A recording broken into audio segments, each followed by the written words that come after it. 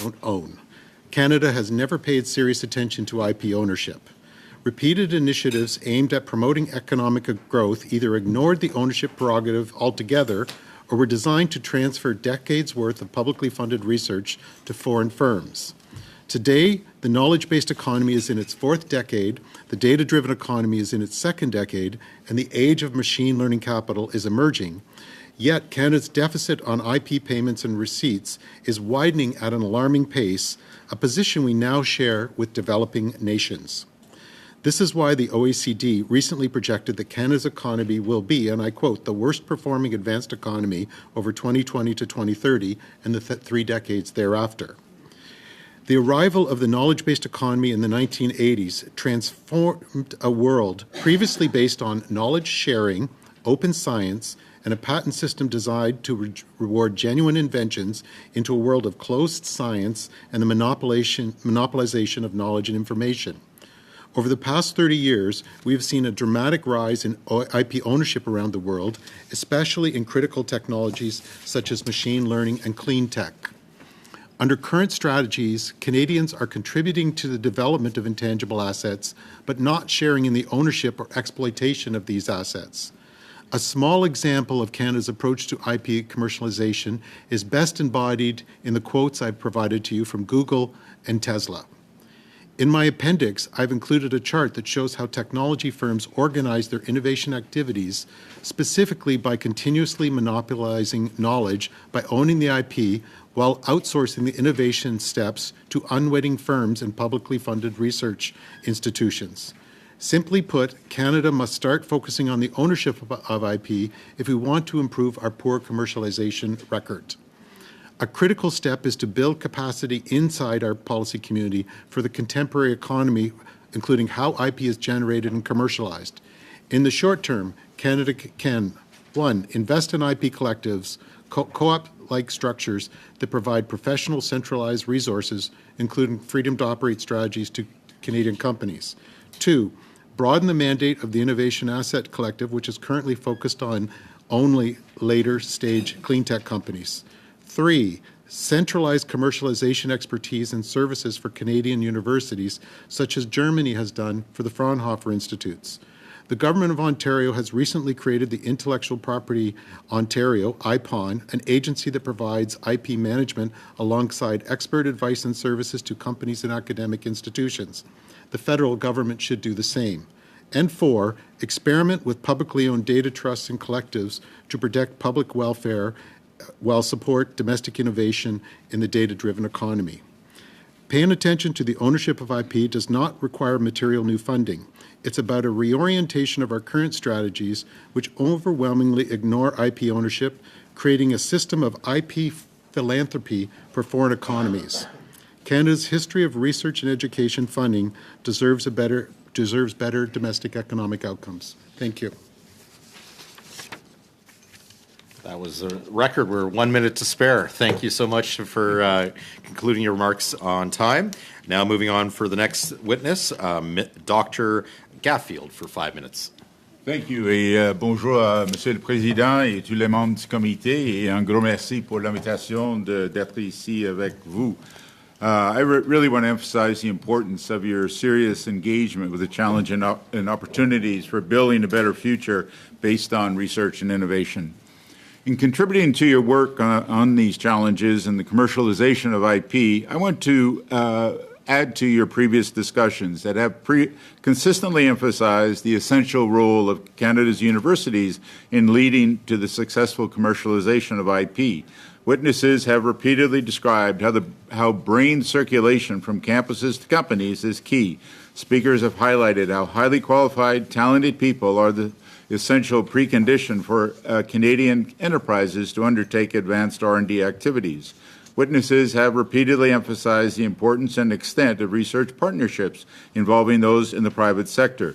They have emphasized the number and frequency of campus-supported startups, despite the challenges that are faced in moving these efforts from pre-commercial to commercial viability. In other words, there are now increasingly fluid connections between leading research universities and their host societies across the private, public, and nonprofit sectors. Canada now ranks third among OECD countries in the percentage of all private R&D done in partnership with post-secondary institutions. Indeed, it is hard to find any innovative company in Canada that is not closely connected to at least one university. One additional suggestion for your reports would be to emphasize that while IP is often associated with new technologies, the expression, the commercialization of IP, reflects social, cultural, and economic considerations that companies must understand in detail if they are to be successful. For this reason, the connections in Canada between universities and communities now reach across all disciplines. A second suggestion would be to highlight in your report the efforts that are being made to increase the ease with which information about researchers and their research projects, as well as information about IP, can be accessed by non-specialists. And I want to give today to the example of Cognit.ca, COGNIT.ca, is a new digital tool developed by U15 with multiple sponsors for anyone who wants to access information about the experts, facilities, and intellectual property related to university research across Canada. This new digital platform harvests the Federal Research Agency's awards databases while also including information about current licensing opportunities as well as a listing of patents filed by Canadian post-secondary researchers institutions and their partners. Please do not hesitate to request more information about this important digital tool than in fact has been mentioned previously in this committee. Finally, let me address two recent documents. This week's federal budget contained no new investments in research funding for universities offered by Canada's 4 research granting agencies, the second consecutive year of frozen research funding. While governments internationally are fighting inflation, peer countries like the United States, Germany, and the UK, and so on, are making game-changing investments in research. Over the next 5 years, the CHIPS and Science Act in the United States will essentially double the base budget of the National Science Foundation. Along with the Inflation Reduction Act, the ambition is not only to repatriate the semiconductor supply chain or accelerate the transition to the green economy in the United States. In addition, these investments will enable American companies as well as universities to recruit our best and brightest, the highly qualified, talented graduates of our leading research universities, whom Canada needs in order to carry out our own green transition and digital transformation in the changed 21st century economy. Canada already ranks at the bottom of G7 countries and those with graduate degrees, and only 28th among OECD countries in the proportion of our population with graduate degrees. In other words, the Canadian model of university-connected research and innovation is at risk.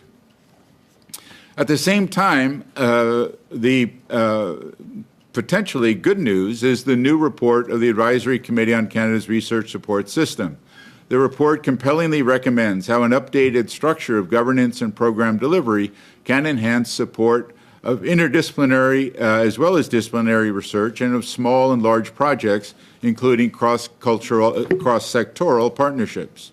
But the report emphasizes that if underfunding continues, the future is inevitably bleak. The report makes an urgent call for new federal investments of 10% per year for 5 years. Overall, the conclusion is that we must urgently respond to the rapidly increasing international competition that threatens our domestic capacity and national security, and thus our prospects for a prosperous, resilient, and just society in the 21st century. Merci beaucoup, and I look forward to your questions and comments. Much for that. Now for our last witness, Mr. Vincent Hersagon Vinci. Merci beaucoup, Monsieur. Thank you very much, Mr. Chair, ladies and gentlemen, members of the committee. I am Vincent Hersagovici, Jesse Vincent Hersagovici. We are an organization, Axelis is an organization that has been given the responsibility by the Quebec government to work on intellectual property. So thank you very much for your interest in this topic. We are, of course, very happy to work with all of you. I will be switching into English because that seems to be the working language, but I will answer in the language of questions asked to me. Derived from the majority of investments made in publicly funded research. This mirrors the Canadian paradox of heavy investments in government and public R&D and yet relatively low declarations of inventions, patents, and transfers compared to countries like the United States, who have mechanisms which require technology stemming from federally funded research in universities to be declared to government. So Canada does not have such requirements, and yet companies who can obtain capital, scale, export, compete globally, as was well put by my counterpart, Mr. Balsillie, are clearly the ones who have been able to create intangible assets, specifically via IP portfolios. A large portion of the IP that was developed in Canada end up being owned by international companies, notably in fields like AI that are of crucial importance to our survival.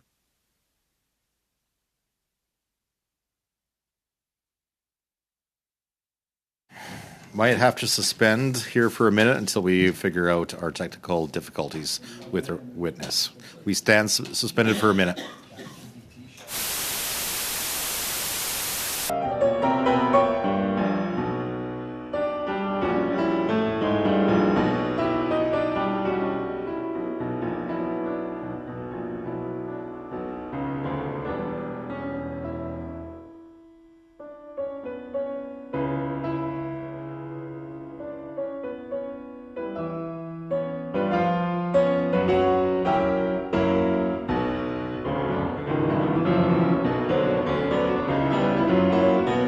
We fund the effort, but our economy and society often don't reap the greatest benefits. Quebec invested heavily in a strategy for R&D and investments in innovation through the SRSR strategy in research and innovation investments, where hundreds of millions are being strategically invested to support proactive growth and maximize impact from our strong research foundations. They created the position of a Chief Innovation Officer to work in tandem with the existing Chief Scientific Officer. They created the Conseil d'Innovation du Québec to generate tools like la boussole d'innovation to actively track key indicators in order to inform decision-making. In 2021, the Quebec government consolidated what was historically fragmented technology officers throughout universities in order to consolidate efforts. And this is Axelis. So yes, Ontario developed their agency, but Quebec has a similar, though slightly different approach in Axelis. We were mandated to identify high potential inventions, regardless of where they came from across the province, since of course, innovation is everywhere, and support them with appropriate IP tools, mature them to a point of being de-risked towards a transfer to an entity who can deploy them, where of course, that is where invention becomes innovation, only once that invention is deployed.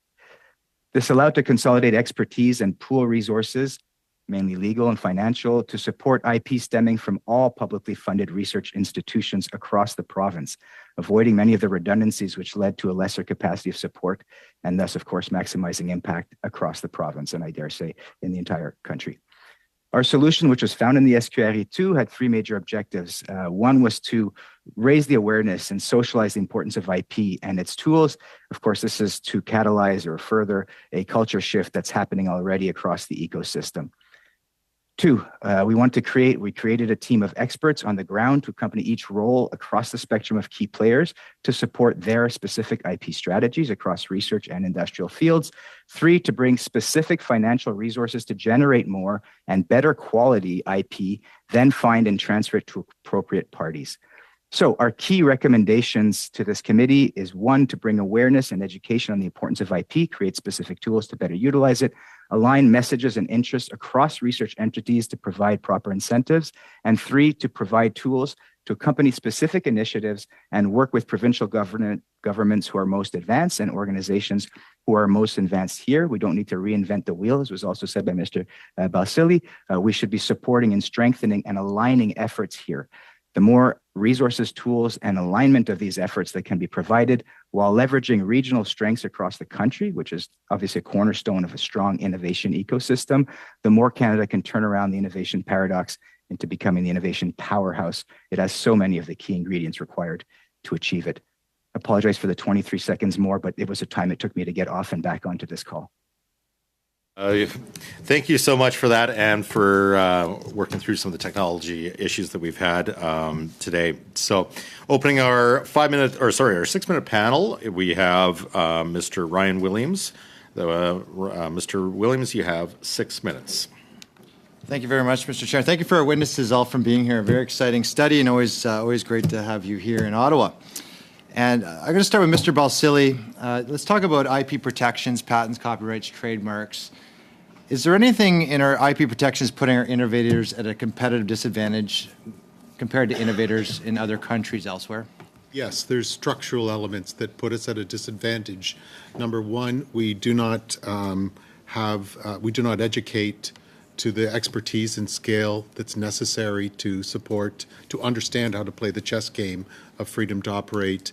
Two, we do not service to the level that other countries do to help their firms play the appropriation game, prior art libraries, expert advice. And three, we do not have an institutional mechanism to, that my colleague from Axelis said, to do the appropriation and coordination of the freedom to operate assets, like IP, like that. So we don't educate for it, we don't service for it, we don't pool and govern for it. Can we make any changes to our IP protection here in Canada to keep innovators here in Canada? And a second part of that, what are other nations doing that are maybe attracting IP away from Canada? How do we copy it, or how do we be more maybe innovative to keep that in Canada? Yeah, well, like my colleague from Axelis said, in the U.S., when you receive funding, that gets assigned to the state. It's the same as Germany does, same as other nations do. So you don't give away your best ideas, whereas I gave examples where we give foundational technology in Canada worth tens of billions of dollars, if not hundreds, we give it away. So it's the institutional keeping of the ideas, and then the education and service at the firm level, so that these promising young companies have the IP expertise and freedom to operate to go into $50-100 billion companies, and that's what drives your prosperity. That's what gets the the wheel turning. If you do not have the appropriation structures, you do not get the economic outcomes. And in a changed world, if you're not getting those economic outcomes, you fall to the bottom of the OECD. So we've been at the bottom of the OECD for the last 40 years in productivity, and we're forecasted for the next 40 years, and that's why middle-class Canadians are having trouble making ends meet. It seems like from other witnesses we've had before, first-stage innovation seems to be where we fail in Canada too. Dr. Gaffield talked about applied research funding as being frozen. But in the U.S., they go a little even further, from organizations like DARPA, where they do massive first-stage innovation on behalf of companies, to the U.S. Energy Works, and they have a program called Earthshots, where they actual tangibles for green energy, from solar to geothermal. Is that something we should be re-looking at? Is there any advice you'd have or recommendations for applied research or first-stage innovation for Canadian companies, and how we merge that to developing our IP? Well, if you look at Figure 4 in the document that I submitted to you, our ownership of clean tech IP is negligible compared to other countries. So if we want to invest in clean tech, absent an appropriation strategy, we're simply transferring the wealth to foreign countries. So people don't want to invest $1 into turning it into 10 cents. That's a bad investment. But if you get the right appropriation structures up front, then you turn $1 into $10. I never say invest more or less. I simply say, how can we get $10 out of our dollar rather than 10 cents? But of course, if you fix the return models, it makes an overwhelming, compelling case to invest more. But it's all about the upstream appropriation institutions and capacity. Those are missing. You're building a house without a foundation. Let's talk about incentivizing risk. In Canada, we have the SRED tax credit in Canada. When you look at the Americans and other nations, maybe like Germany, they seem to have a few more ways to have companies invest into their own companies, but also to get firms like venture capitalists and others to actually invest in their companies. So is there any recommendations you can make in terms of new tax credits, or maybe some other initiatives that would incentivize risk, Canadians to invest in companies for IP and for companies to invest in themselves? I think we do a reasonable job of availing capital. We just don't do a reasonable job of creating a system that creates returns on capital. So I don't think you will not create incentives if you get 10 cents out of the dollar, or the government pays 90% of it, and then you get $1 back on your dollar. So it's if you look at Germany, their appropriation structures through their courts, through their education, through their commercialization institutions like Fraunhofer, which I talked about, it's all those upstream appropriation structures so that then at that point you're now talking fixing incentives, more talent, helping people market more internationally. But our economic strategies have been focused on the downstream elements, never managing the upstream appropriation structures. So you build a castle in the sand. I'd like to say it's a two-legged race where, yes, there's two legs. You need talent, you need capital, you need all these things. But if you don't have the upstream ownership, you're playing with one leg. One leg's strong, one leg's atrophied, so you're hopping instead of running. So I'm not saying IP and appropriation is everything, but in its absence, it's everything. Can you expand a little bit? I think I have time for one last question on the patent box tax incentive. So just a little bit more. I know you have it in some recommendations, but what specifically can the federal government do to make sure this is a reality? Yeah, I think we have to look at it because what's happened is the ideas economy works on absolute advantage, not comparative advantage. So in comparative advantage, it's always relative. In an absolute advantage, you can be the owner 10 out of 10 times, the landowner or the property owner. So the U.S. and other countries are becoming what's called mercantilist in their approaches, and they become mercantilist in tax boxes with the U.S. Tax Reform Act. So with a stroke of the pen, the IP is going to leave Canada to a lower tax jurisdiction. So if it can move that quickly, I think you do have to do it. I'm never one who says just lower taxes because that's our answer, but that's a case when it can move and it's mercantilist behavior by our economic competitors. I think you have to meet what they've done, or I know many companies that are just moving their IP because it's at 12, 13% for an IP box, and I mean, you just do the math and the board says do it. So I think we want to keep it here. But I hesitate to encourage tax strategies because it's not a cut taxes world in these games. It's an appropriation world. But in this case, I think you have to meet the market. Okay. Thank you, Mr. Chair. Thank you so much. Moving on to MP Bradford for 6 minutes. Thank you, Mr. Chair. And thank you to our witnesses for being here today, two of whom are doing repeat performances. So thank you so much for coming back. So I want to start with you, Mr. Gaffield. So on March the 9th, Professor Karim from University of Waterloo stated that challenges such as the net zero economy, climate change, sustainable health care, inequality, and food insecurity continue to exist despite decades of strong economic growth. Private enterprises do not take on these challenges because the financial returns are modest and the time to returns can be very long. However, sustainable social enterprises founded on university campuses like Waterloo can take on these social challenges, and they do. So what advantages do universities have that allow them to innovate in areas that have been neglected by private companies? This is a really important question, and thank you for posing it because it suggests the extent to which innovation is really needed across society in all our sectors. And it's interesting the extent to which the last few years really have changed the game in terms of pressure to innovate. I think the pandemic, for example, in a kind of unexpected way, really accelerated the digital transformation. Even though it's been going on for decades, in fact, the new pressure to be digitally enabled, to be able to service and so on, all of a sudden expressions that are 30 years old, like telehealth or other kinds of expressions, it's now that is really happening. So I think that is one really important change. The other one is how extreme weather events have really accelerated the climate change debate. I think now there's a social licensing phenomenon that's people are very aware now, and so whatever your business is, whatever your activity is, you're now expected to be sustainable, and citizens and clients and customers and so on are expecting that.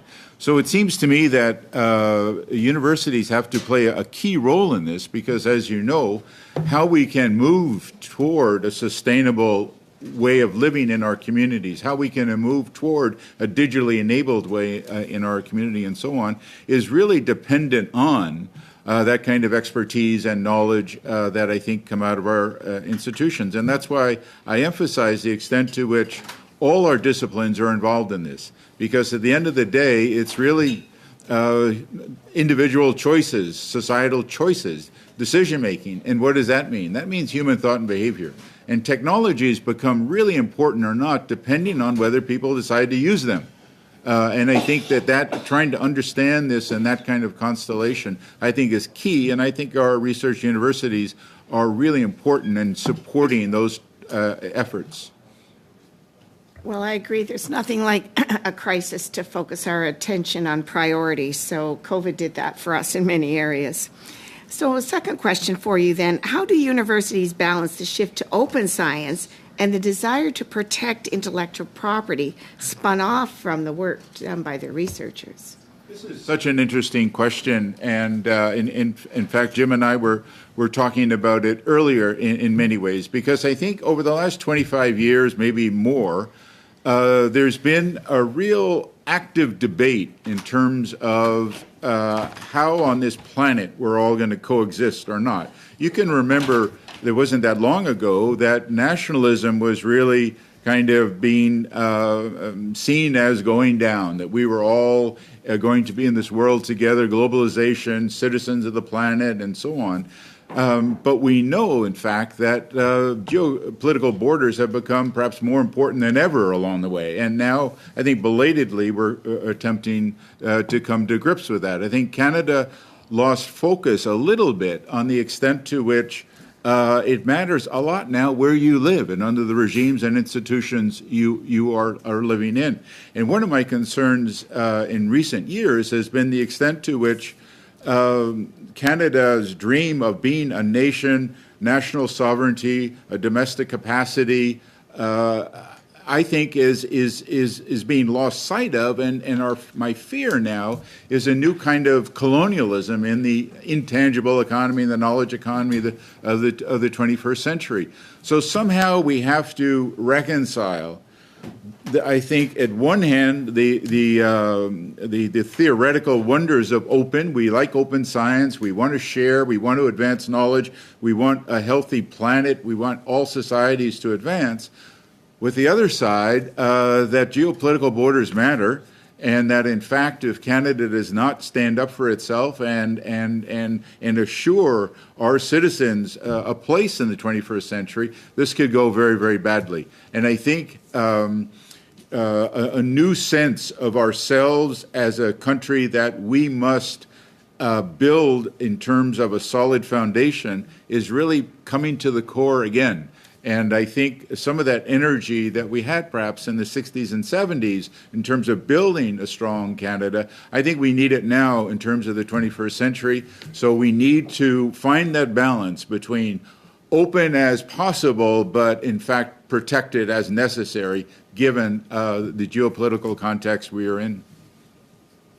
Yes, I'd agree. Now, I want to shift focus a little bit and talk about underrepresented communities, women and Indigenous peoples, and the have-nots of the IP system. They're the have-nots of the patents. And so when we think about having a dynamic commercialization process and systems and results for the benefit of all Canadians, they're actually not at the table because they're not the owners of the IP. They're not filing the IP. So what specific challenges do women and Indigenous peoples face in the commercialization of intellectual property? I'm sorry, Ms. Bradford, we're 30 seconds over already. So I would ask for a written response from our witnesses. Yes, I would like to provide a written response. It's a fascinating question. Thank you. That'd be great. Thank you so much. Great. Moving on to MP Blanchette for 6 minutes. Merci beaucoup, Monsieur le Président. Thank you, Mr. Chair. I will be speaking in French, which is the language of minorities. It is one of the two official languages in this country. It is a language that I'm proud to express myself in front of this committee. As you know, the scientific committee was present Wednesday, or was rather there to listen to during the tabling of the budget. And I do have the budget right here with me. Page 126, Chapter 3, modernize the research ecosystem of Canada. I'm trying to look look for amounts or find amounts. I even had to put my glasses on, which I'm wearing right now. And I realized that in the budget, there is no investment. Here is the investment, actually. I'm showing you the number right now. The number is 0. And if you turn it around, it remains 0. A little bit like this government. If you flip it upside down, any which way, it remains 0. $0 to support the research ecosystem in Canada. $0, despite the recommendations that the government received from the report that it commissioned, the report on research support, which was on March 20th. And perhaps that was not enough time for them to include anything in the budget. Mr. Gaffield already spoke about certain things. For example, to increase for at least 5 years, 10% some of the funding.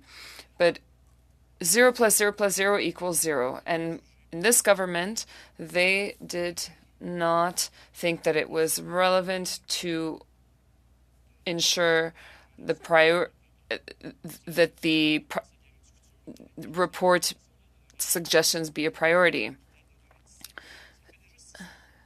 6 years ago, there were already some recommendations. I respect a lot of the people and everybody in this committee and the witnesses, but when the government does not listen, which we already know about, it's really difficult to think otherwise.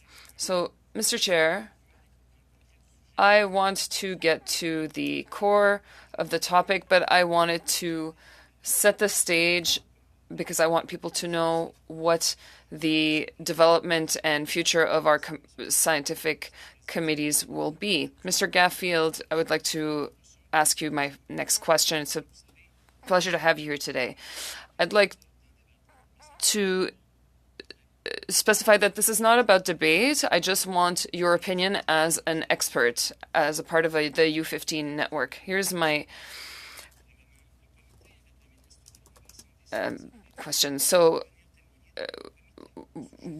we should invite the minister by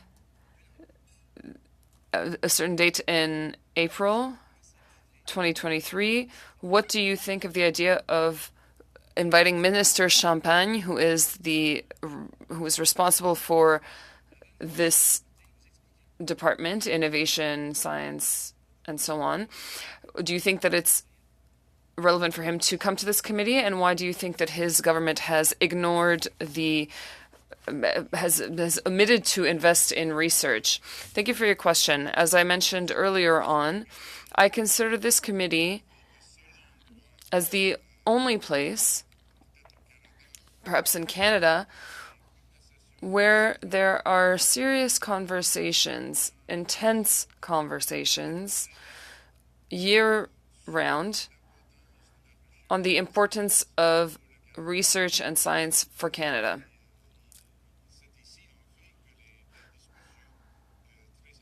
This is where important discussions are happening. That's why I'm very happy to be here.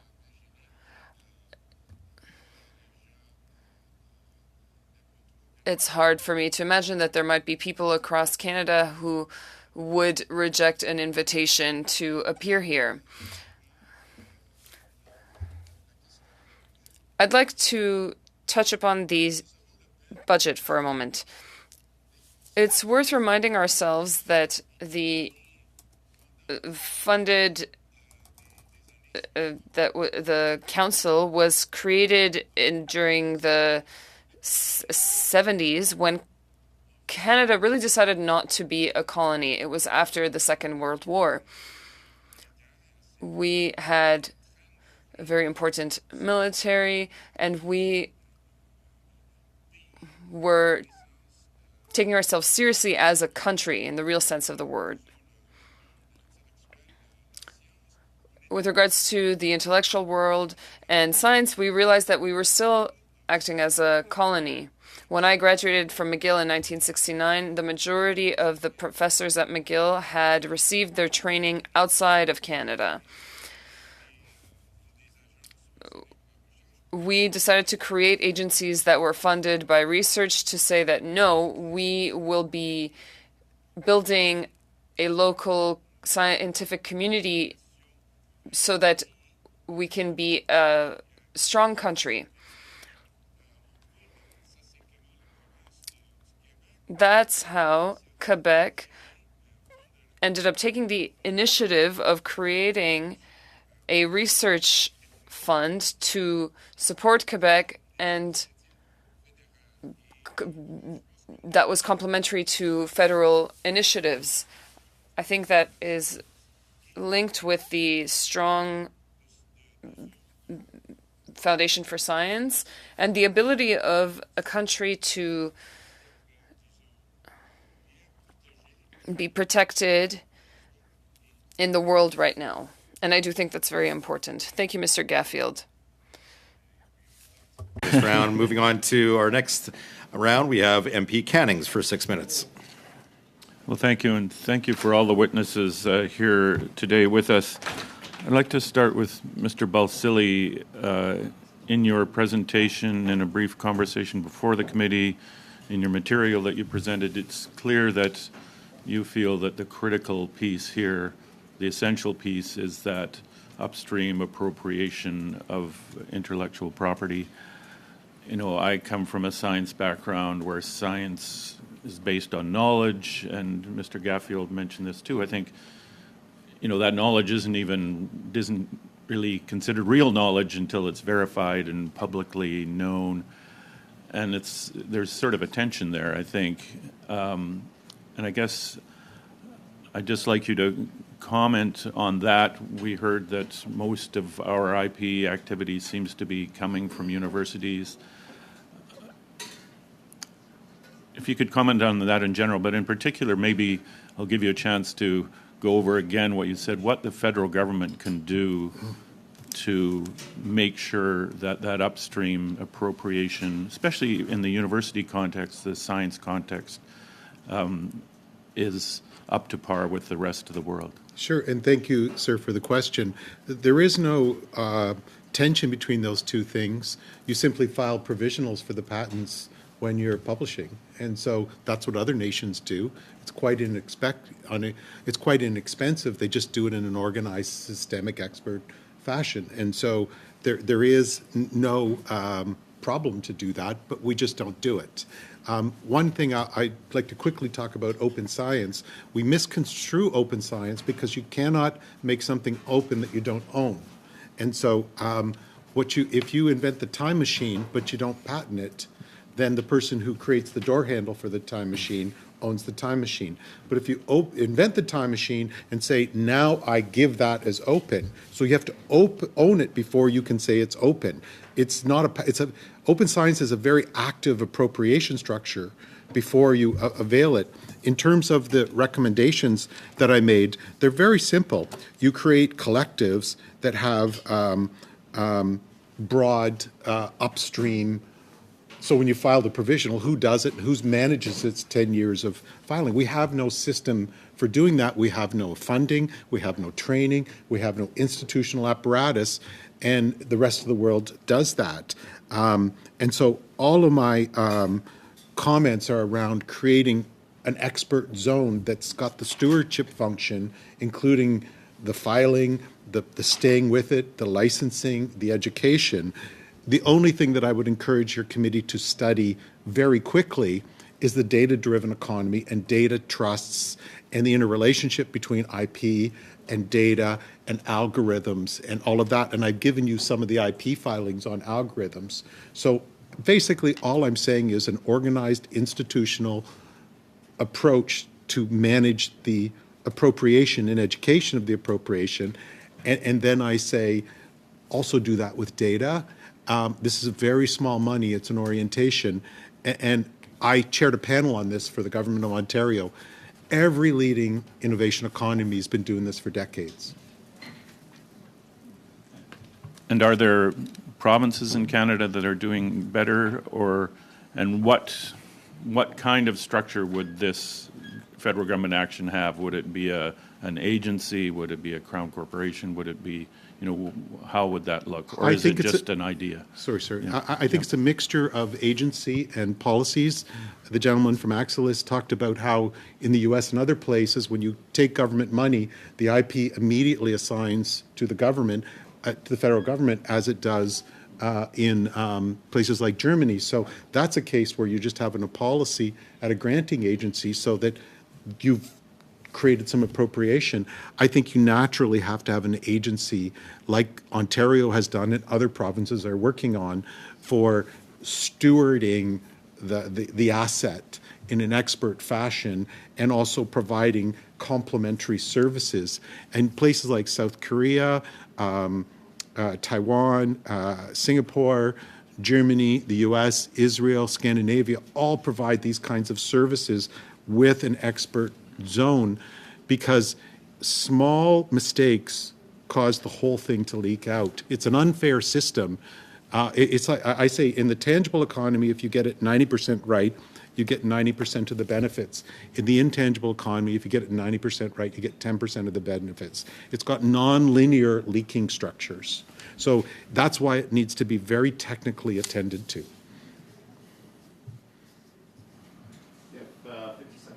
Well, then I'll just turn to Mr. Gaffield and ask you more or less the same question. I mean, we talked about how important universities are, and how are universities doing themselves in this field? Well, I think as was described, they are now being expected or asked to do all those things. So they've developed offices and so on. It's on an institutional basis in most cases.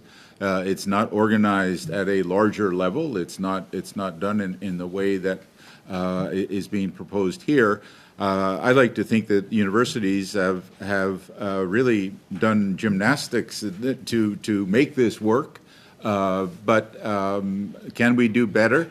I think in the 21st century, we're asking that about absolutely everything we do. And my sense, at least, is that this is going to be a really important debate as we move forward in trying to update all our institutions for this new economy and society.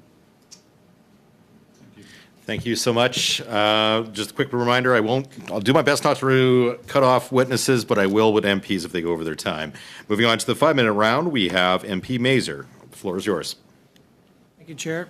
Mr. Basili, I think that most Canadians are proud of what BlackBerry accomplished, and I thank you very much for that. And it was a true Canada success story.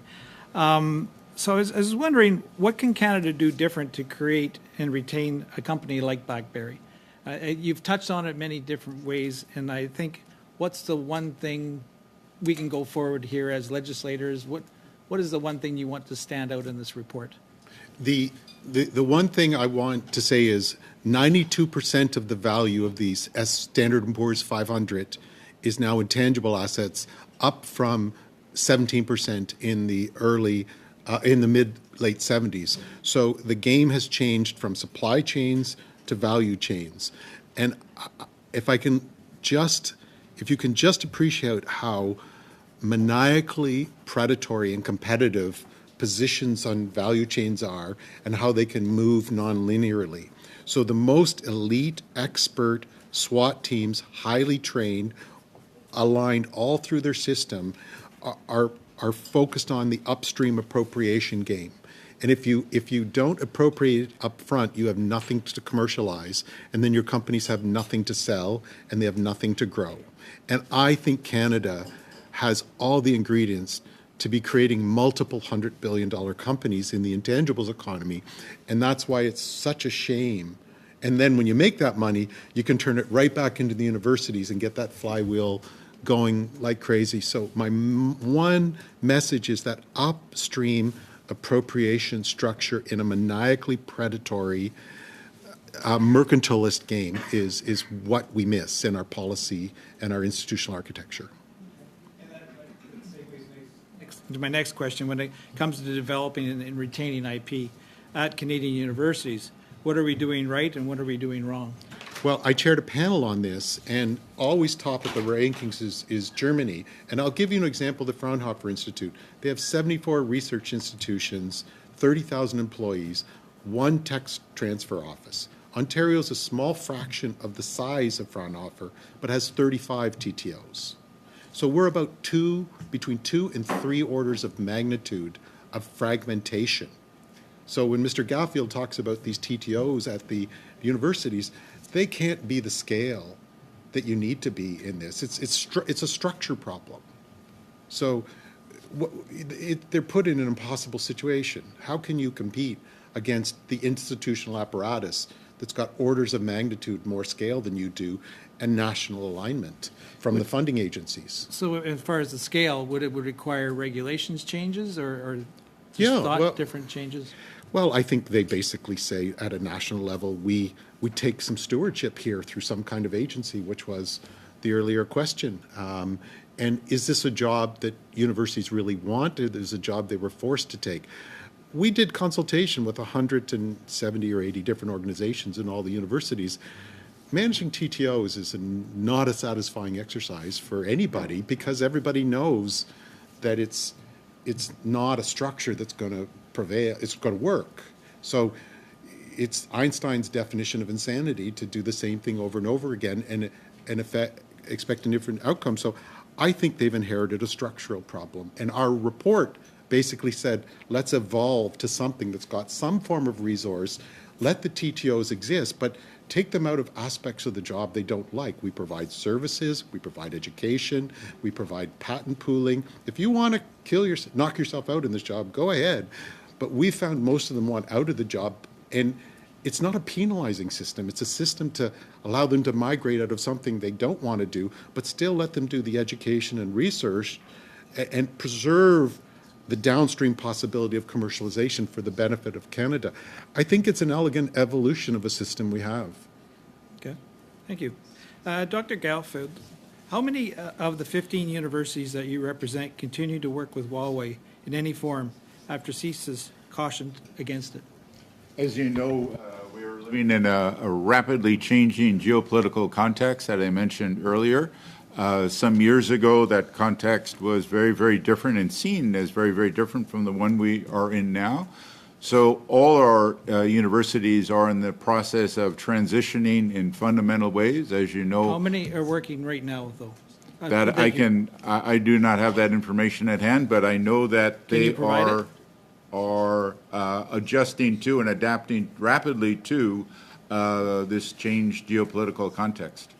Even so, there are still universities still continuing to work with Huawei after CISA has suggested not to do Well, that. I know that our Yes, Vice President Research yes or no? at University of British Columbia at this committee said that they were, for example. Okay, thank you. No further. Moving on to MP Collins for 5 minutes.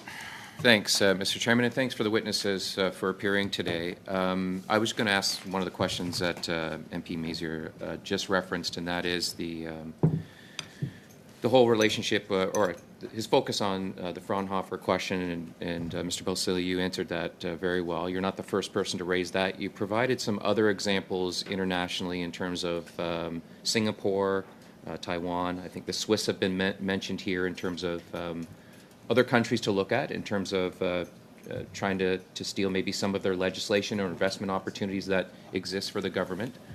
The U.S. has come up a couple of times. I think you raised it here today. So I'm interested, you talked about the relationship between the federal government and state-level entities in the States. How should that play out here in Canada as it relates to the federal government working with provincial partners? Sometimes that's difficult, as we know, as partisan politics can unfortunately stand in the way of making progress on certain issues. You mentioned what Ontario is doing here. What role should the Government of Canada play in terms of supporting its provincial partners and, by extension, sometimes municipalities and sometimes post-secondary institutions? I'm in active, regular dialogue on this issue with Canada's 4 largest provinces, and so I can speak with direct knowledge of it. The nature of freedom to operate is it's non-rivalrous, which means I can give you my freedom to operate and it costs me nothing. So it's the perfect opportunity for federalism because different provinces will compete with their agencies because it costs nothing for, say, Ontario to share its freedom to operate with Alberta, with their institutional approach, if Alberta reciprocates and the federal government can provide a blanket. You can never have too much freedom to operate. Mm-hmm. And so all you do is create the institutional asset, which is freedom to operate, avail it to domestic companies on the very technical forms of transfer. It's a perfect opportunity for federal provincial cooperation, especially because of the shared granting responsibilities to research. It's so easy to fix. And sounds easy. It would be beautiful because it will almost overnight change the opportunity for companies to grow, to create economic outcomes and security outcomes for Canada. I know at the premier level of these countries, they would welcome cooperation with the federal on this. It will start to reverse Canada's last place. You can start to turn that in a year, and it's a policy change, not a money change. It's right before us. It's right here. Dr. Gaffield, could I ask you the same question? Yeah, it's a really important question, and it seems to me that in the world of universities, federal-provincial partnerships has been the key. I must say, historically speaking, it's really the federal government that's been the leader in the world of research and promoting the notion that as a country we need a solid scientific foundation for our society. Without federal leadership, I think we would be in a very, very different position. And as we said earlier, it's really only the province of Quebec that has similarly taken that kind of role to bolster what they're doing. It's much more fragmented elsewhere across the country. So I think federal leadership is key. Often now that is done in a kind of matching and a kind of partnership way. As you know, the provinces are the ones that pay for the educational side. Mm-hmm. I think there's been a new merging of this notion of teaching and research. Used to be seen as different things, and now we know they're very integrated. In fact, all our universities really see even undergraduate research, undergraduate education is really being underpinned by the quality of the research environment, because we're not filling pails anymore. We're not just trying to memorize information. Now education is all about learning to learn. It's about learning those skills, those competencies for this intangible economy, this new world. So it seems to me that partnership is actually is key. But I must say, in the world of research, in the world of we're living in now, federal leadership is really key. Thank you for that, sir. Mr. Basili, you elaborated on the benefits of the IP collectives that you recommended in your opening statement, but much of what we hear at committee and all committees is funding, level of funding. You didn't talk about what kind of funding would be required in order to support a federal investment in IP collectives. Do you have any thoughts on that in terms of comparisons elsewhere and what level of funds might be required to assist in that regard? Yeah. I'm going to have to jump in here. I'm sorry, Chad, but if you could request a written response on this one, we are 20 seconds over already. So if the witness agrees to that, we're going to move on to the next round of 2.5 minutes. We have MP Blanchette. The floor is yours for 2.5. Merci beaucoup, Monsieur le Président. Thank you very much. Mr. Gaffield, I'd like to hear you say something about the budget that was tabled last week. There are $0 that were allotted to investment in science. And last time you were here, you said that the budget of the National Science Foundation had a certain kind of funding, and that would help fund Canadian, or that would rival Canadian universities' attempts to maintain their brains, essentially. I can say that after having read the budget, I do have some very serious comments for the government, but I'd like to hear your comments. Here's my question. What do you think of Tuesday's budget, especially with regards to the funding and investment in science and research? What message is the government sending to scientists in Quebec and across Canada? In the United States last summer, they did two things. First, there was the Chips and Science Act, and then 2 weeks later, the Inflation Reduction Act. There were two pillars to this initiative. They are integrated and merged to one another in the United States. Is the threat that this poses for Canada. The notion that à l'Amérique du Nord, in North America, we're going to be all happy and wonderful, I think the notion, the fear is that if they have the capacity and interest in terms of building a 21st century economy based on massive investments in terms of the Inflation Reduction Act and massive investments in terms of science research, and they see them integrated, then the threat to us is that we become a kind of intellectual colony again that will have vacuumed out of Canada our best and brightest. Much as happened, I would say, before the 1960s and 70s, when if you wanted to really pursue graduate work, if you were really talented, there was a massive exodus historically in Canada. You went somewhere else, often the UK, France, or the United States. So I think if we want to really be a strong country in the 21st century, we must understand that economic social transformation must be underpinned by strong research and science. Merci, Dr. Gaffield. Thank you very much. On to our final round of questions from MP Cannings. Your floor is yours for 2.5 minutes. Thank you. And again, I'm going to turn to Mr. Balsillie because this is a brand new field for me, and it sounds so simple when you say it, but I really just want to make sure I get it. So you talked about freedom to operate, how that one policy change would change the game for Canada. Maybe you could just explain to me, especially, perhaps everybody else here gets it, but exactly what that policy would look like, and on a more specific level, because it's from where I come from, is how that might relate to the tri-councils and federal funding of research. Sure, and I have a document on that has been provided to other committees. On freedom to operate, have you received the freedom? No, I'm just reading the one that. I'll make sure that that's an extensive one that finance and industry has had, and Indu and finance. So yes, we have a flaw in our orthodoxy of economic planning, in that we think that if you invest in R&D, you will get economic outcomes. And what happens is, if you don't have the freedom to operate, then the person that invest in the R&D, the benefit accrues to whoever owns the freedom to operate. So the precondition to BIRD or R&D is freedom to operate. Now, freedom to operate is a set of it's all based on legal principles of what's called restriction, that I have the right to stop you from doing something. That's called a negative right.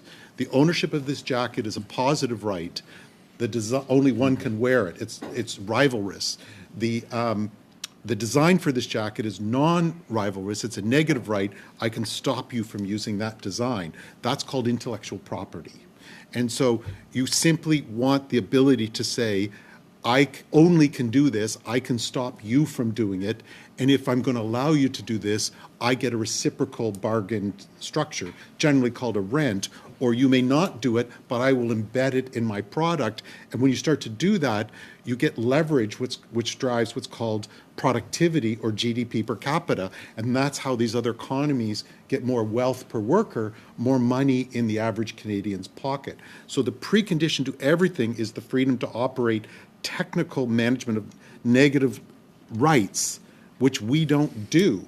And so when you look at these investments in the U.S., we all talk about the downstream investments. We don't understand the special sauces, the upstream appropriation structures that are already in place so that they make sure they turn $1 into $10 or $5. So it's a very technical management of negative rights. I have a paper on it, but if I can leave you with one thing is R&D does not generate economic outcomes absent its precondition of managing the negative rights of freedom to operate. And it's been absent in our policy architecture for 40 years, which is why we've manufactured last place in the OECD in our GDP per capita growth.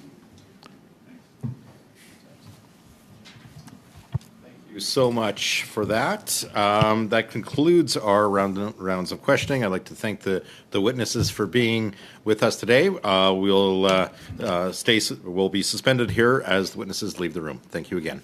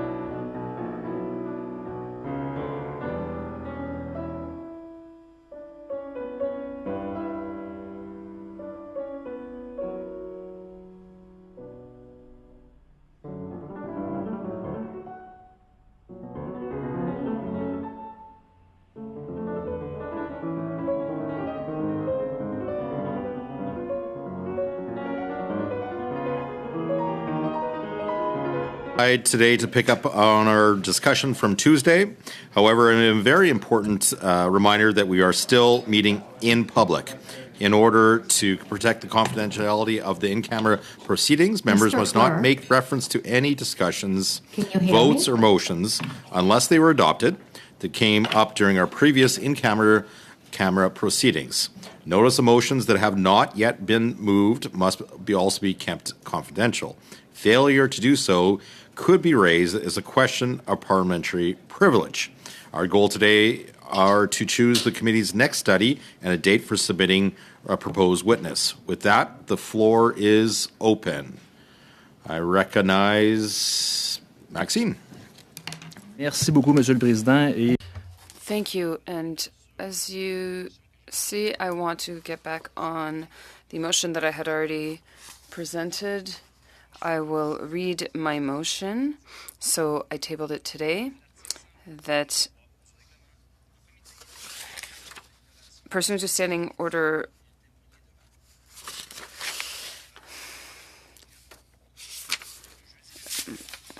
that the minister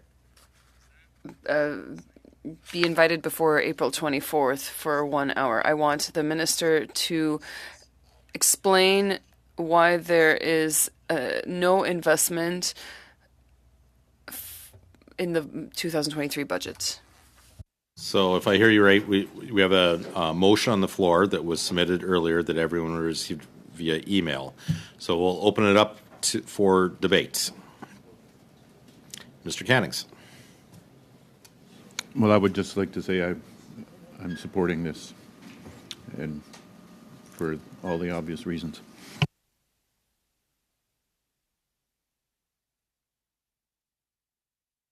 Clerk? Oh, Mr. Lazone? I think we have unanimous consent. Okay. Seeing that we have agreements, that I'll adopt that motion as read. Now on to the business of picking the next study. I'll open up the floor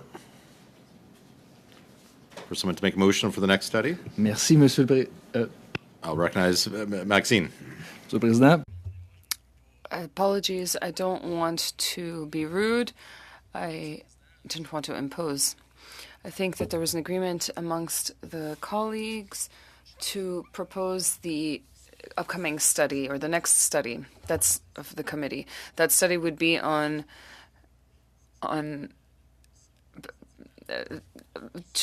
grants, study grants. There are some studies already undertaken by this committee. That is something that we have agreed upon amongst colleagues. I can either read the motion or ask the clerk to do so. There's a motion on the floor for a study, but we'll open up for debate. Mr. Lazone, the floor is yours. Merci, Monsieur le Président. Bon. Thank you very much. We did have the motion last time. We already debated on it, and we did agree that this should be the next study. But I would like to make an amendment, whether it's the Block's amendment and then Valerie's amendment. So the practice that I've been told is that committees, we never set ourselves schedule out more than the next study, tying the hands of the committee more than the one study. So the practice in the House of Commons, I've been told, is that we only do one, but if there's an understanding from members of the intent that the next study to proceed that way, I would look for somewhat of a gentleman's agreement that would take place, and that's kind of between the the parties involved at the committee today. Mr. Lazone, Monsieur le Président, c'est au... It's up to the committee to decide on the order. There's no rule that says that it's one at a time. These are just habits that we've taken. Since we've debated on the order of things, I would ask that we can perhaps say that, yes, we are all in agreement and that we can go forward with the Block's motion. I'd like to at least include, since we were debating about it, that Valerie's motion be the next one. We're in we're okay with that and we can move forward. I appreciate that. The amendment, it is still the practice. It is that we only set one schedule ahead. But you made the amendment. We can vote on that. I believe the practice of committees would be that we only schedule one at a time. Very much likely with the structure of this committee, it will be the Liberal study next.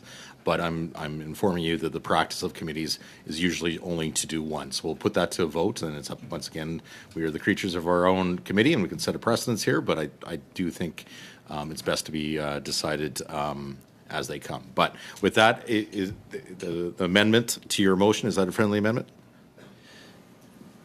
Yes? La parole, Monsieur le Président? Vous me cédez la parole?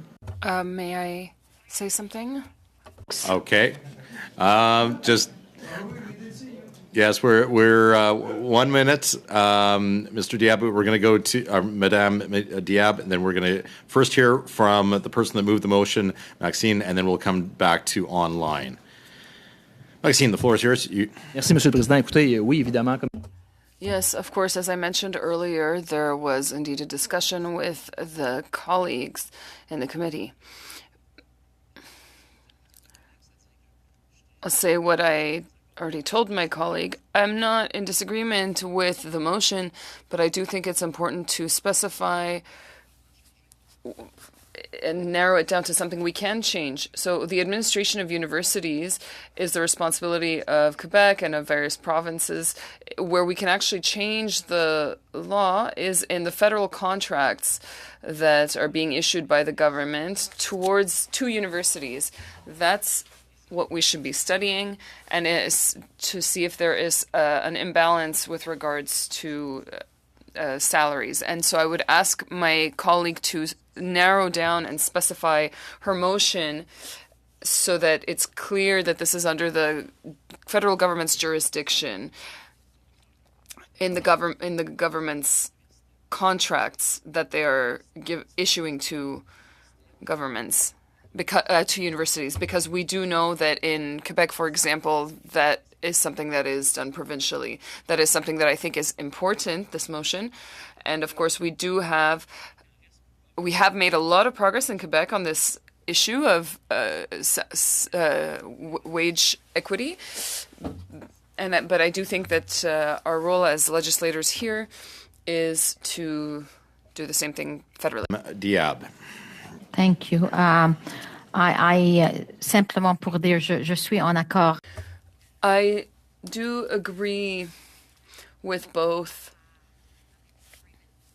motion, but also the amendment. I believe, and I would ask that we vote on it. That I've never heard of, and I look with all respect. The committee, I believe, has the authority to vote on the motion and decide that the next study should be the gender pay equity issue, and I would ask that we vote on that.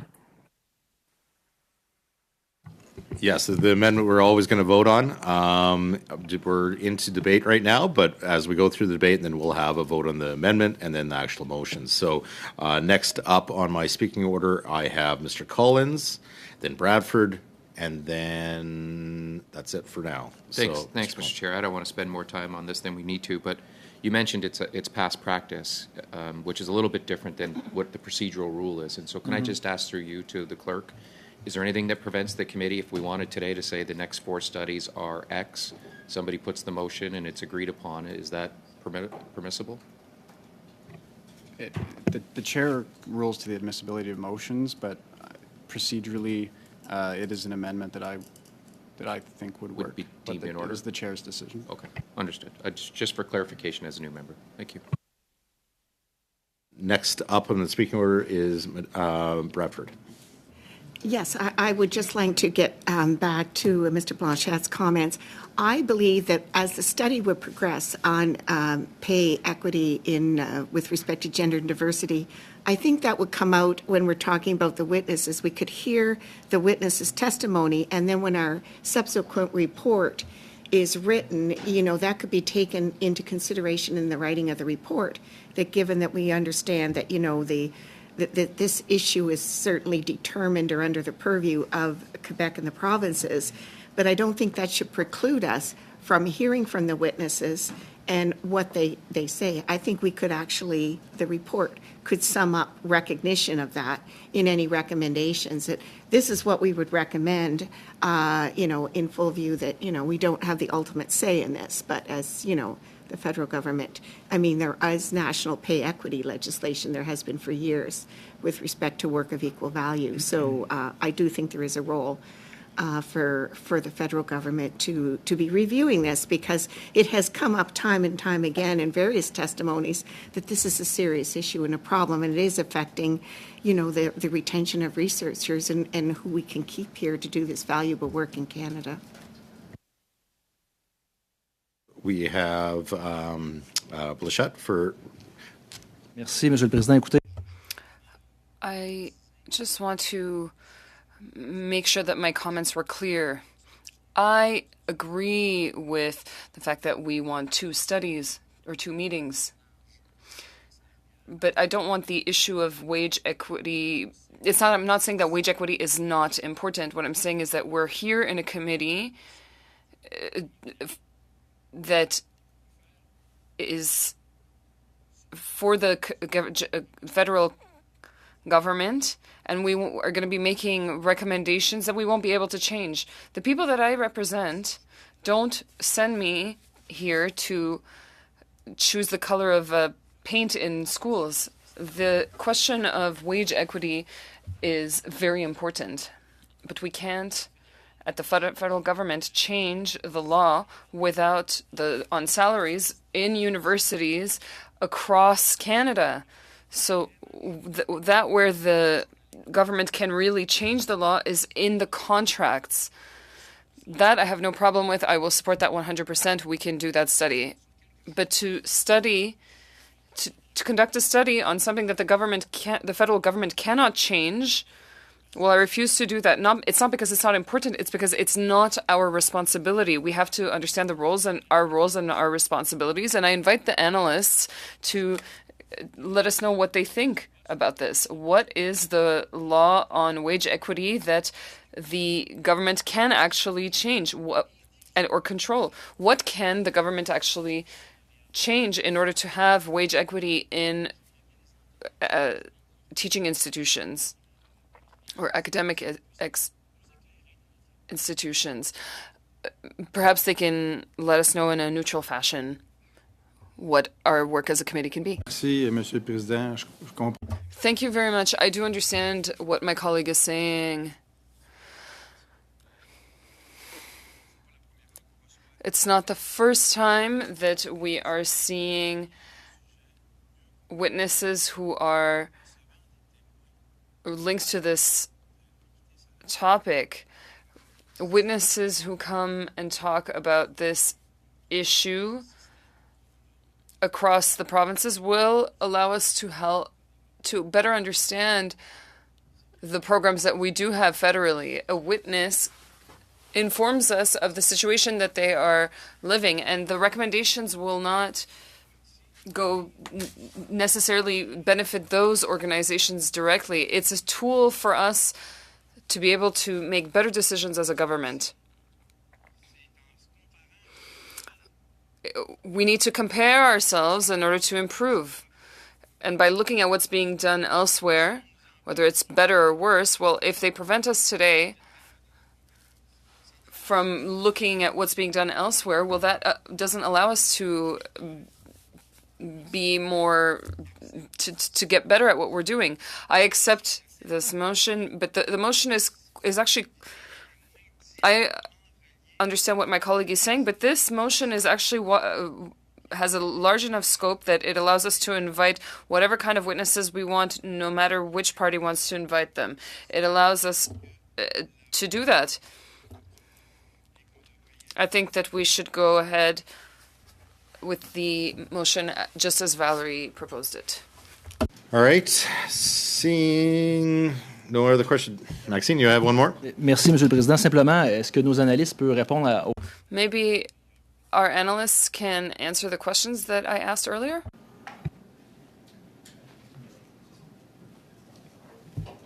Recognized analysts. Juste par rapport à ce que le gouvernement fédéral peut faire à la loi. With the main law is the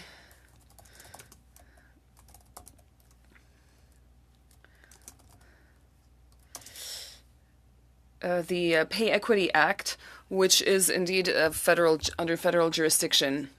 The question of pay equity in Canadian universities, is that the federal government's responsibility, yes or no? Un peu plus. It's hard to say yes or no because it is a bit more complex than that. So everything, I'm talking about anything outside of the contracts. With regards to the salaries besides the federal contracts, is that something that is the federal government's responsibility, yes or no? It is not in the Pay Equity Act. Madame Diab, your hand was up. Is that still the case? Listen, I simply would like to say that I'm not sure it is, I'm not sure it's fair or appropriate to put the analysts sometimes on the spot. I also believe the same question was asked when we met last meeting, and I believe they've done their best right now to answer based on their knowledge, I guess, but I'm not really sure that it's really in their place to, they haven't done any research on it, we haven't asked them to, and I think that's kind of what we want to do in this study, is to look at what has been asked, but also go beyond that as well, and I'm pretty sure all of that will come out in our study, and obviously what we can't control or what the federal government cannot control, cannot control, but I do believe there's a lot of support that a federal government can give, whether it's a funding, but it's also other than funding. There's other ways to do that can give the universities, the colleges, the students, of all levels, the professors, everyone else, that I think we need to look at, because this is pretty important. And again, I believe it'll all come out in the study, and what cannot be done, that's fine. We'll find all of that out. But I guess what I'm saying is, I don't know if it's appropriate to put the analysts into, all those questions again. Okay, we got a number of speakers now. It's going to be Bradford and then Lobb, and I just want to brief comment from the chair. As much as I don't have a say in this, is up to you guys. This is, I think, some of the reasons why we don't extend studies until schedule them fully out until we fully have baked in what the study is going to be. But once again, it's up to the members of this committee to decide on different motions and how we play out. So right now we have Bradford has the floor. I'd like to call the question, please. Bradford would like to call the question. We have Ben on the... First of all, I would just like the Liberals to repeat the amendment to Maxine's motion, because I believe that's what we're talking about right now, is the amendment. So if Ms. Bradford or Mr. Lauzon, whoever brought that amendment, if you could read it again. It's been so long, I need a refresher. Of course. L'amendement stipule The amendment states simply that, according to the discussions we've already had, we've decided to go ahead with the block's motion. What we're asking for is the following, because we did already talk about it, is to go ahead with Valerie Bradford's motion next, as it is written in the motion's text, in the motion.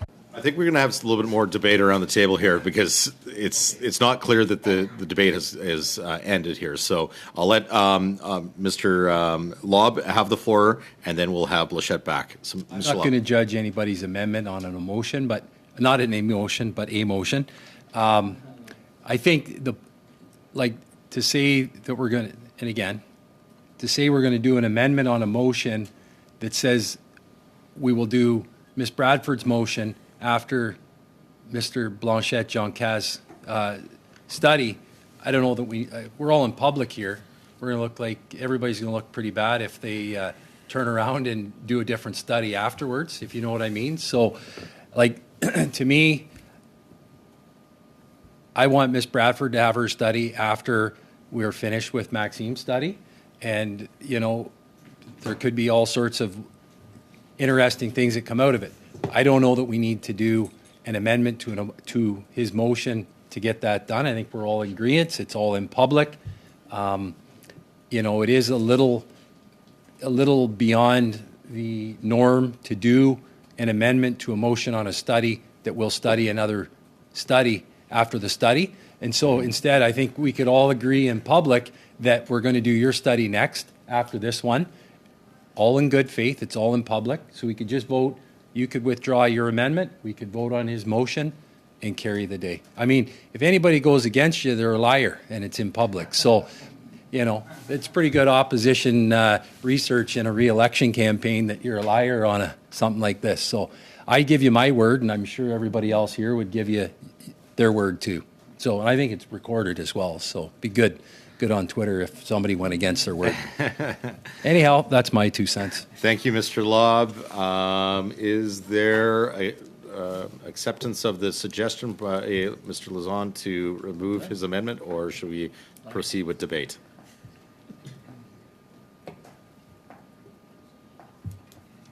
I think I already asked for an amendment. Okay. And it's recorded. It's a fair amendment. I explain why, and I think that we should just pass the vote.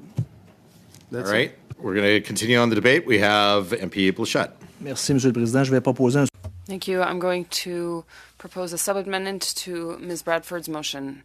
By respecting the responsibilities and jurisdictions of the province of Quebec, the provinces, and the federal government. The amendment of the motion was Mr. Lauzon, not Bradford, but it was Bradford's study.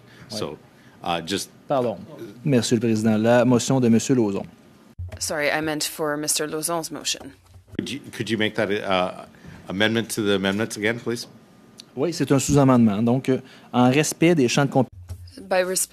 With respect to the federal government and provinces and Quebec's jurisdictions, I just want us to respect the jurisdictions. I agree that we should look into pay equity, but with regards to the federal government's responsibilities.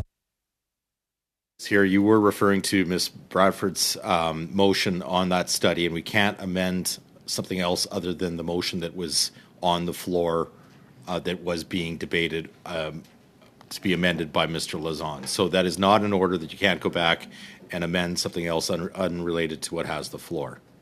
If that makes sense, guys? All right. Let's vote. Clerk, can you call the vote, please? So the original motion was that the study on the government's funding of scholarships be next. The amendment was moved that the study on gender and diversity pay gaps be after. So the question's on the amendment. Ms. Bradford? In favor? Mr. Collins? Yes. Madame Diab?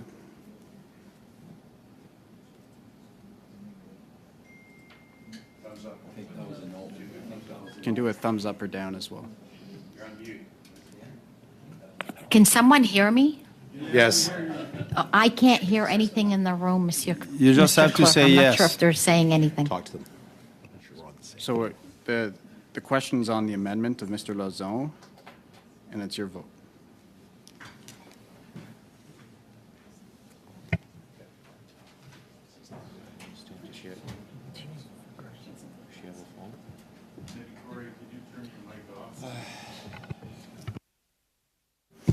Monsieur le Président, point d'information, juste là, présentement, on est en train de faire le... Just for information, right now we're voting on the amendment. On the screen. We can hear you right now, but I believe we have Madame Diab's vote, correct, Clerk? And to answer Mr. Blanchette's question, yes, we are voting on the amendment from Mr. Lauzon to your motion. And let's just take 1 minute here, guys, and make sure we get this right.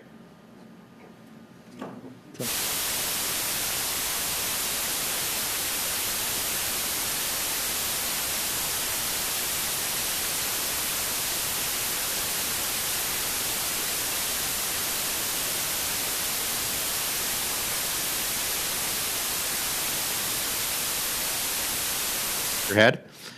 Madam Diab, yes? I vote yes. You vote yes. We got that on the record. Your vote is yes for the amendment of the motion from your colleague. I'll let the clerk continue to call the question. Monsieur Lauzon. Oui. Mr. Souza. I vote yes. Mr. Lobb. Yes. Mr. Mazer. Yes. Mr. Williams. Yes. Monsieur Blanchette-Jonca. Monsieur le Président, point d'information, nous sommes sur l'amendement. We're on the amendment. Is that correct? Can you reread it, please? We're in the middle of the question. We can't reread the amendment, but the amendment was read twice, once when it was introduced, put was on, and then confirmed Alors, contre. within 10 minutes. So it's your call. Abstain? No, he said Contre, Monsieur le Président. Okay. Mr. Cannings. Yes. Yeas pour 9, 9, nays contre 1, 1. All right, so now we have the amended motion of Mr. Blanchette from Lausanne that we're going to pose the question. Is there any discussion on that amendment now? Seeing none, I'll call the question. Clerk, can you conduct a vote, please? So the question is now on the motion as amended, that the next study be the study of Government of Canada's scholarship funding, and that followed by that study will be the study on the pay and diversity gaps. Ms. Bradford. Oui. Mr. Collins. Yes. Madame Diab. I vote yes. Monsieur Lauzon. Oui. Mr. Souza. Yes. Mr. Lobb. Yes. Mr. Mazer. Yes. Mr. Williams. Je vote pour. Monsieur Blanchette-Jonca. Oui. Mr. Cannings. Yes. Yeas pour 10, 10, nays contre 0, aucun.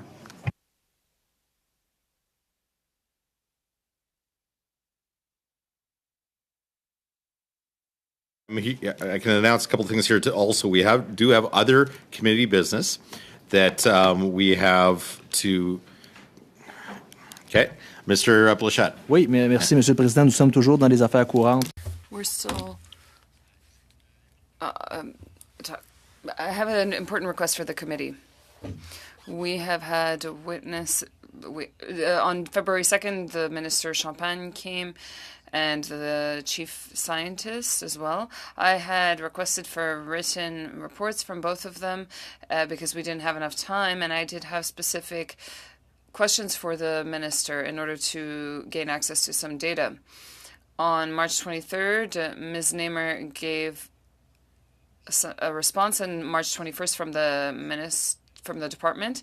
I would ask that these answers become public in order so that they can be included in the committee's report. I think that this is important information that would help us improve the committee's responses.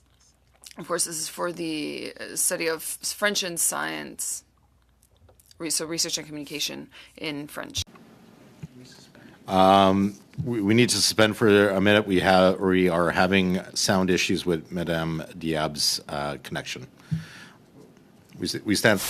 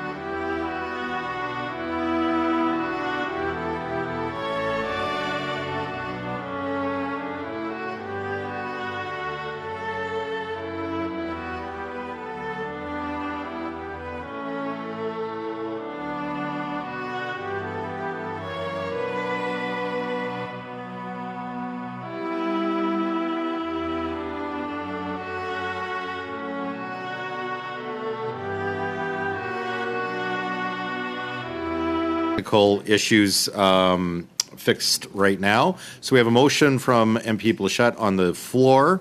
We'll open it up to debate.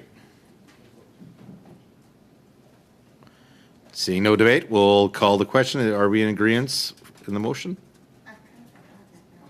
Ms. Blanchette, could you repeat the motion? Avec plaisir, Monsieur le Président. Écoutez, donc. So let me repeat it very quickly. I know that we are reaching the end of the meeting.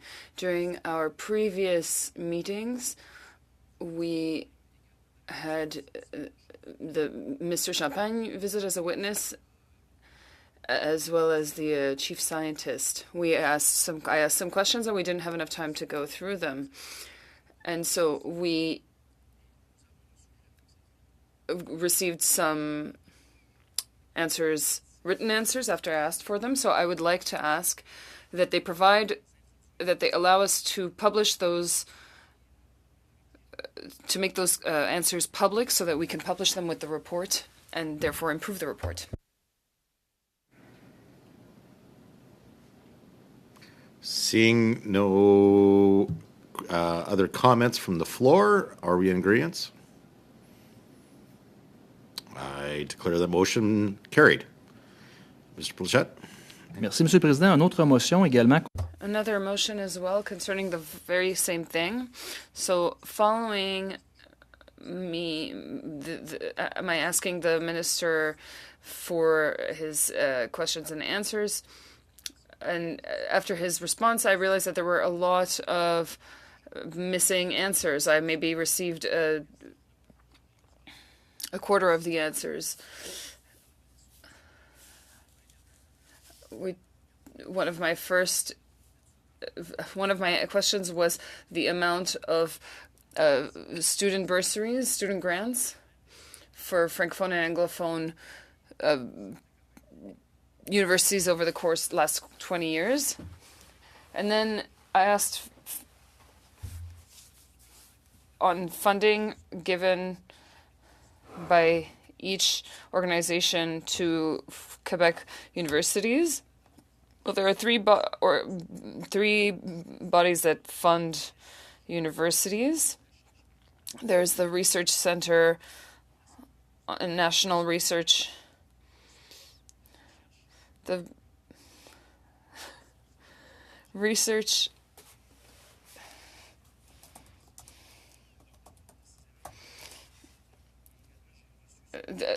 a certain research body. Well, only one of them was mentioned. So I would ask the committee to reach out to the department again in order to get the full answers to my questions.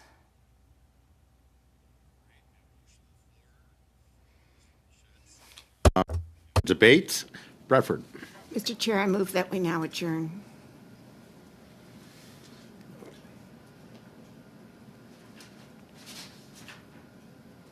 I need to confirm what time that is because we started late. I just need to make sure that we're on the right side of things.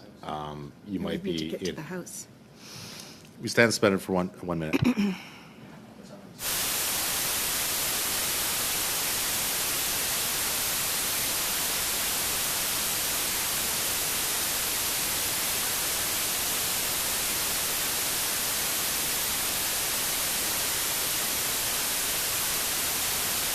So as much as the meeting was pushed back at the start time, we're not at that time that adjournment would just take place. So we need to have a vote, and it's a non-debatable motion. So I'll ask the clerk to call the question on adjournment of debate. The question is that the committee do now adjourn. Ms. Bradford. In favor. Mr. Collins. Yes.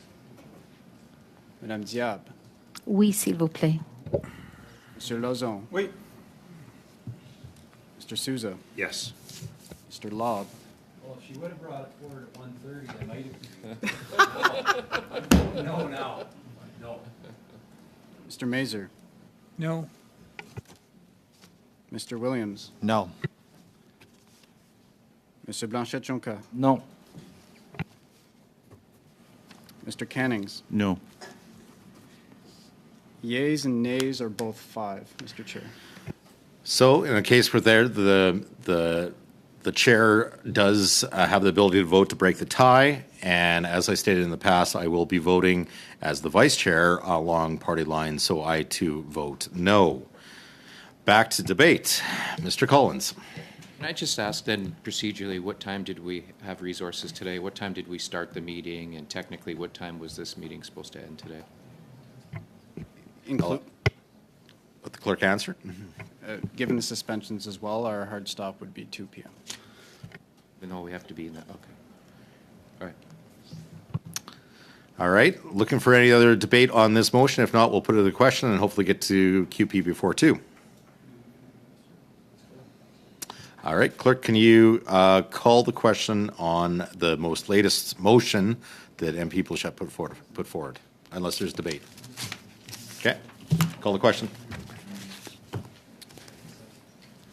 Ms. Bradford. No. Mr. Collins. No.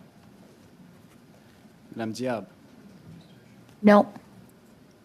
Mr. Lauzon. No. Mr. Souza. No. Mr. Lobb. Yes. Mr. Mazer. Yes. Mr. Williams. Yes. Mr. Blanchet-Jonca. Oui pour la transparence. Mr. Cannings. Yes. Yeas and nays are both 5, Mr. Chair. As per the last vote, the chair will break the tie and vote along party lines, voting yes. So I declare the motion carried. MP Loab. Thank you, Chair Tucker. And this goes to a little bit to Ms. Bradford's point that she made about the motion to adjourn. I do think going forward, we have to remember that as parliamentarians, that we are in charge of this committee. And no offense to anybody's whip's offices, and I say that probably with whip staff behind my back here, but we decide when the meetings start, and we decide when the meetings stop. And if we wanted the meeting to stop after Mr. Balsillie at 1 o'clock, we could have done that, regardless of what the whip's office say.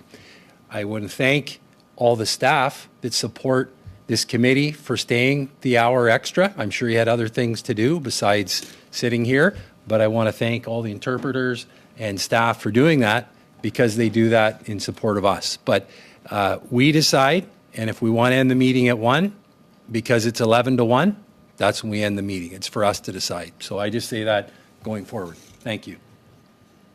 Might be my last meeting on this science committee after saying that, but it's nice to be here. Seeing no other comments, other motions that are going to be introduced, I will look for a motion to adjourn the meeting. From someone? Run until 2 and see if we can all get back. You want to test it? We only got 4 minutes, but regardless, guys, we do, let's adjourn the meeting today at 1:56.